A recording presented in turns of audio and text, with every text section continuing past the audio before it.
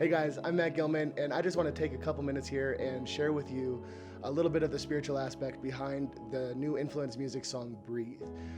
Whenever I sing this song, and I'm so honored to get to sing this song on the album, there are two scriptures that come to mind, and every time I sing it, I'm just reminded of our calling as humanity. I always think of Revelation chapter 4, verse 11. Revelation 4 is my favorite passage in the whole Bible, just because it gives this beautiful description of what worship looks like around the throne in heaven. And there are 10,000 times 10,000 angels, and there are these four living creatures, and they cry out, holy, holy, holy, day and night. And then there are these 24 elders, and it says they're clothed in white robes, which means they've been fully redeemed, and they have crowns of gold on their head, which means they've been given authority by God. And it says over and over again, they take their crowns and they cast it back before the throne with all of their might. And this is the song that they sing. They say, "You are worthy, O Lord, to receive glory and honor and power." Why? Because you created everything, and it's by your will and for your pleasure that we exist and were created. I want to just encourage you today that you were created for one purpose, and that one purpose transcends how much money you make, it transcends your occupation, it transcends how many friends you have or how popular you are. Your highest calling as a human being on planet Earth is to give glory and to bring pleasure to the heart of your Creator. And I love this song, Breathe, so much because it's just a reminder of who we're called to be.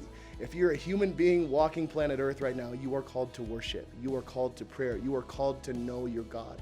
And I also think of Psalm chapter 34. It's a cry of David when he says, "I will bless the Lord at all times. His praise will continually be in my mouth." And what sticks out to me about Psalm 34 verse 1 is that little phrase, all times. It's easy to worship God when things are going well. It's easy to come into a worship service or to a church or even in your own home if you worship in the secret place. It's easy to get before the Lord when things are going really well. But I also just want to remind you that the worth of God, the worth of who He is and how much He deserves your worship is not dependent on your circumstance. God is constantly worthy, no matter what you're going through, no matter what trials you might be going through in your life. Just sing through it. In fact, that's what David calls, I bring a sacrifice of praise. A sacrifice costs you something. So even when you don't feel like it, when your emotions don't feel like it, the worth of Jesus is not dictated by your emotions on that day. He is always worthy. He's always on the throne.